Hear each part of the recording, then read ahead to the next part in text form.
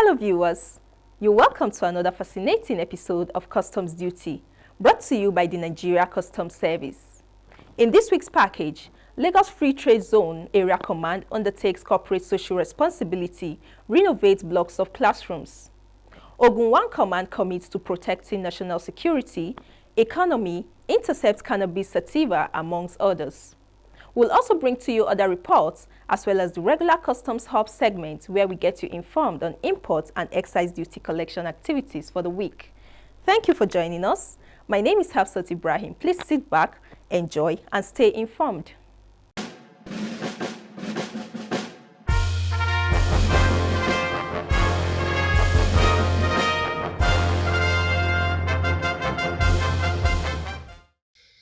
Deputy Comptroller General in charge of Excise, Free Trade Zones and Industrial Incentives, Uzon Wafo, arrives Lagos Free Trade Zone Area Command.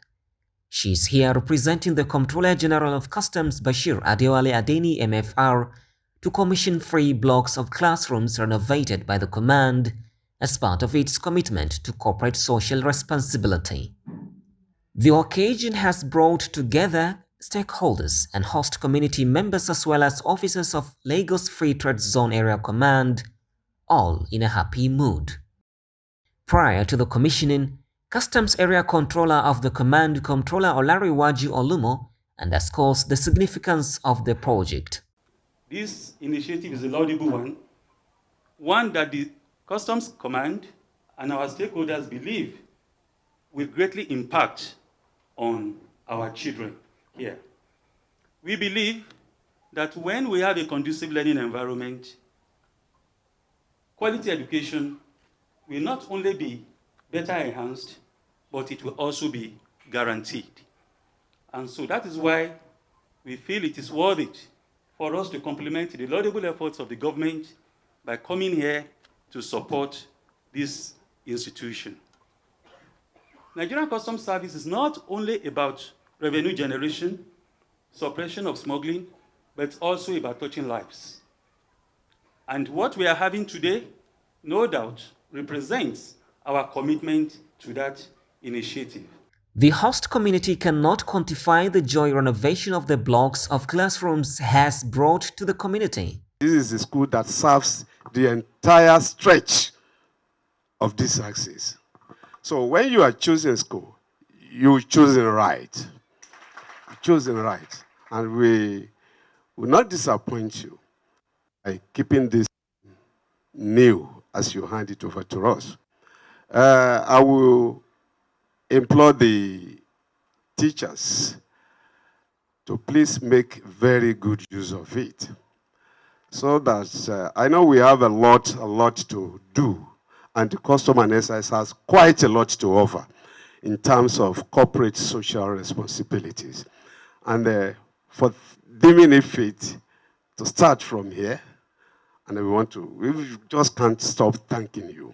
Uzon Wafo speaks. Education is the foundation and bedrock upon which we build our future. It empowers individuals, strengthens communities, and drives national development. By investing in our schools, we are investing in our children, and by extension, in the future of the nation. The classrooms we are commissioning today will serve as a vital resource for our young learners, providing them with a conducive environment for growth and learning. The Lagos Free Trade Zone Command, like any other commands of the Nigerian Customs Service, plays a crucial role in facilitating trade and promoting economic development. However, we recognize that our responsibilities extend beyond economic transactions. We have a duty to support the communities in which we operate. This project is a testament of our commitment to corporate social responsibility and our belief in giving back to our host communities. She solicits for better commitment. As we celebrate this achievement, let us also reaffirm our commitment to continue supporting educational initiatives and other community development to our host communities. We must strive to create more opportunities for our youths, ensuring that they have access to the resources they need to succeed. I urge all stakeholders to remain engaged in the pursuit of excellence in education. Let us work together to create a brighter future for our children. It is now time for the commissioning proper. I hereby today, on behalf of the Controller General of Customs, I commission this school in the name of the Father, and the Son, and of the Holy Spirit. Subsequently, the command hosts an end-of-the-year party, an occasion during which some stakeholders and officers are recognized for their contribution to the command's success in surpassing the year 2024 revenue target, with generation of revenue to the tune of 341 billion naira, surpassing the 2023's revenue of 74 billion naira. I'm feeling good, baby. Don't know if you feel it too. We say a very big thank you to Almighty God.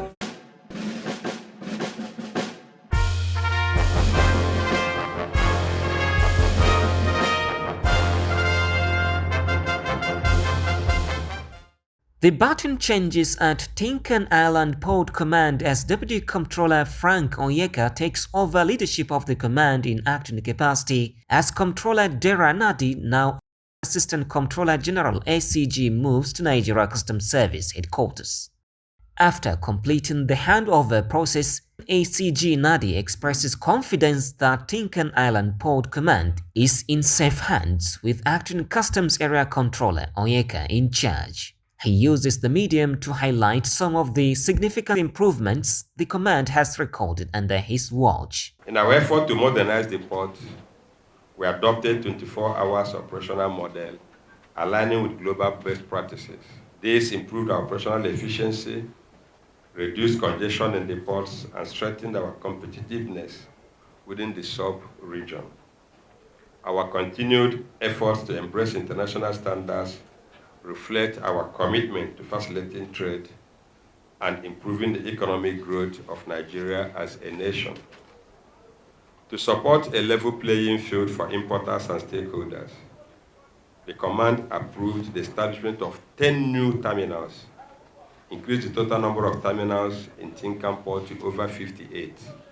In the area of suppression of smuggling, he discloses that the command in 2024 has intercepted items attempted to be smuggled into the country through the Tinkan Island port. Other areas of successes recorded he has highlighted include the command's ability to surpass its revenue generation target for 2024, renovation of the entire command, rebranding of Customs Officers' Wives Association Skills Acquisition Center, and improved collaboration with stakeholders and sister agencies. While appreciating ACG Dera Nadi for his exemplary leadership, which has translated to the tremendous achievements recorded by Tinkan Island Port Command, incoming Customs Area Controller of the Command, Deputy Comptroller Frank Onyeka, assures of his commitment to operating an open-door policy. I shall be leveraging on the gains and the obvious achievements of the outgoing Customs Area Controller in every way possible, and will try my best, with your support of course, to improve the legacies he's leaving behind. Again, I insist, all this would have been possible without all of you here seated present. I shall try to ensure facilitation of legitimate trade, and if there are observed areas of encumbrances, it should be brought to my knowledge for us to now sit down and chat away from positively and for the public at large. We will be guided by the principle of all inclusivity, as we cannot afford to operate in silos. For officers and men, I urge you to operate the virtues of professionalism, discipline, and the core values of the service in the discharge of your professional responsibilities, and also ensure that you adhere to recently enacted Customs Act 2023 as a guide. The handing over occasion has been graced by relevant stakeholders and representatives of various sister agencies in a demonstration of existing fruitful collaboration and synergy with the Tinkan Island Port Command.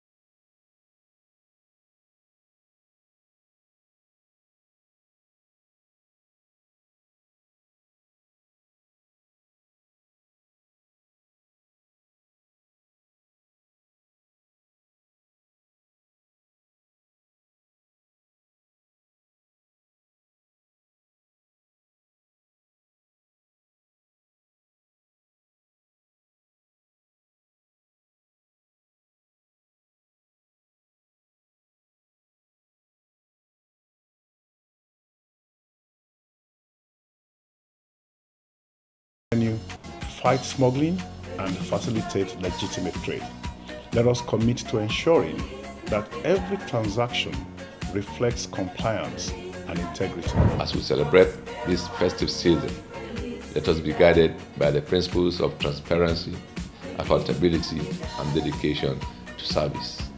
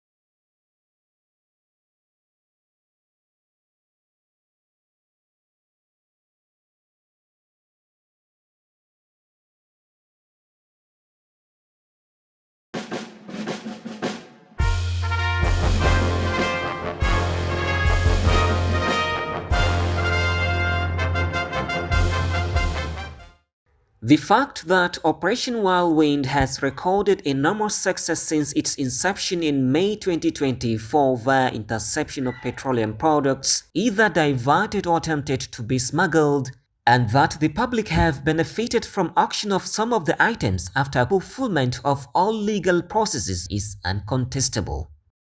The recent seizure of 613 jerry cans of PMS with a duty paid value of 27,565,000 naira by operatives in the Lagos-Ogun axis is yet another such success.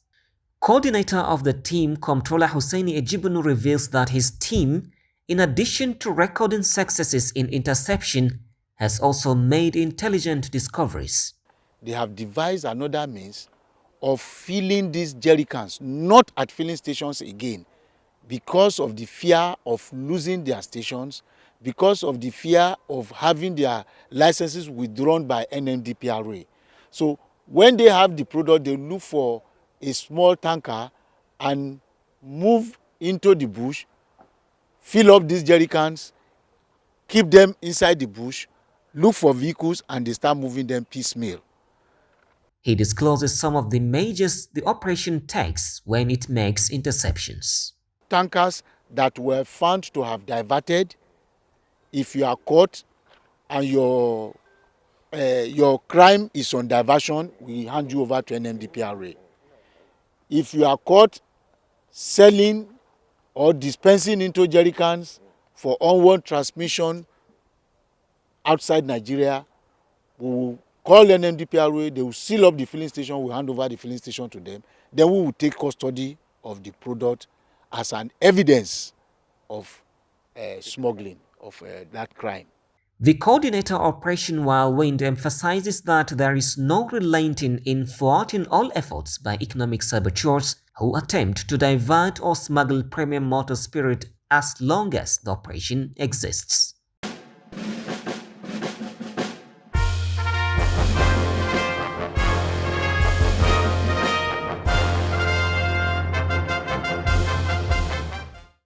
The arrival of Deputy Comptroller Muhammad Shuaibu to Idi Rocco as Acting Customs Area Controller Ogun 1 Command has come with its renewed vigor in anti-smuggling operations by operatives. Within 1 week of his taking over, the command has intercepted items with 229,112,424 naira duty paid value in a swift move to protect the nation's economy, its security and welfare of citizenry, especially considering the nature of items intercepted. The items intercepted include 2,169 bags of 50 kg foreign parboiled rice, 1,128 parcels of cannabis sativa weighing 1,109.3 kg, 21 bells and 2 sacks of used cloth. The illegal importation of rice poses a significant threat to Nigeria's economy. It not only hampers local rice production, but also undermines the federal government's efforts to achieve food self-sufficiency. The implications of cannabis sativa smuggling are even more dire. This dangerous substance destroys lives and fuels criminal activities and jeopardizes the safety and security of our communities. He speaks further about the banning of used clothing. The importation of used clothes is banned for obvious health and economic reasons. Aside from being a conduit of hazardous materials, it discourages the growth of our local textile industries, which has the potential to generate jobs for millions of our teeming youths roaming the streets. Other items intercepted by the command within 1 week are 166 pieces of pneumatic tires, 4,360 cartons of imported shoes, 250 kegs of premium motor spirit, 25 liters each, 20 units of vehicles used as means of conveyance of some of the intercepted items, and 1 unit of foreign used vehicle Toyota Highlander 2012 model. The Customs Area Controller assures of his command's resolve to carry out its mandate diligently. Our operatives remain resolute in dismantling the smuggling networks that undermine economy, endanger lives, and hinder local industries.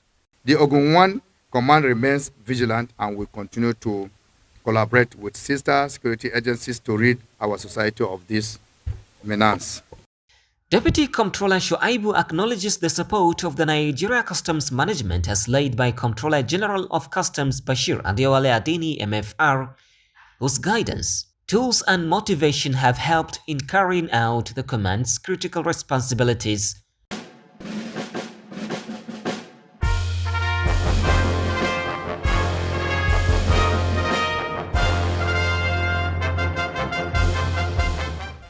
Smoke is very, very dangerous when it comes to physical health. It can affect a lot of systems, a lot of organs in the body. So because it can cause physical health problem, and the person they are aware, they even told them in the box, they still take it. It's because they are addicted to the content. So mentally, they can help them to overcome the addiction.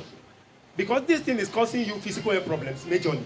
There you have an excerpt from the health talk organized by Customs Officers Wives Association PTML Command Branch. The occasion has brought together a resource person in the health sector who have spoken to members of the association and officers and even stakeholders on how to tackle various health concerns, either through prevention or management of such concerns.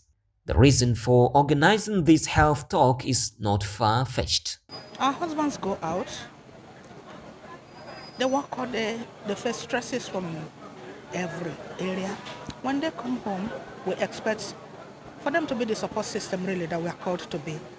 And for that reason, we have organized this so that they too can learn how to take care of them when they go home or when they get home, and even how to help them manage their absence when they are not around sometimes. Because just like our resource person said, sometimes you are posted out, you are separated from your family for quite a very long time, and sometimes you come home and you can't even recognize your children. Some of them have grown, some of them developed, some because maybe you're not there, and they miss their dad sometimes. And the mom at home sometimes is forced to be that bridge. We expect her to feed the space while he's not around, and when he comes back, it's easy for him to continue, and the reconnection is always there. Comptroller Taini Danian gives his impression about the occasion. We got to know that about 30% of Nigerians have mental health issues, which means out of every 10, 3 have disability. That's what it means. So it only means we have to be careful how we handle issues. When we are stressed up, we look up to God to manage it for us. And you ourselves do our very best. So it's so enlightening and instructive. I love the discussion, the facilitators, so wonderful, with the various examples, strategies. I think we put most of these things in practice. We are good to go. Meanwhile, COA PTML branch has also held an end-of-the-year party for its members, children and officers alike. It's a season of love, we are here to share love. We are here to tell people that this is the reason for the season, sharing love, giving, coming together, remembering what the season is about. And I will encourage everyone out there, look around you. No matter how small, there is something that you can do for someone. It doesn't really matter. Don't consider the size of it, just do something. While noting that COA PTML branch has had robust programs which include skills acquisition programs, the chairperson expresses commitment of the association to carrying out bigger and better programs to encompass wider range of areas in 2025.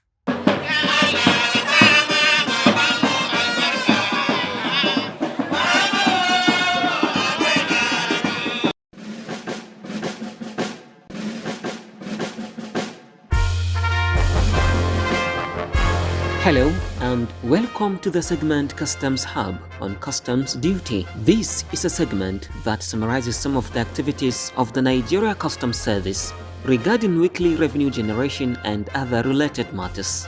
We take a look at the total number of pre-arrival assessment reports issued and revenue collected from Friday 23rd of December 2024 to Thursday 27th of December 2024. The total amount of pre-arrival assessment report, also known as PAR, issued for the week amounts to 5,257. The Nigeria Customs Service also generated 114,111,135,565 naira in revenue for the week. In another development, the Nigeria Customs Service collected the sum of 3,678,931,462 naira from excise duty. That is all for the segment Customs Hub.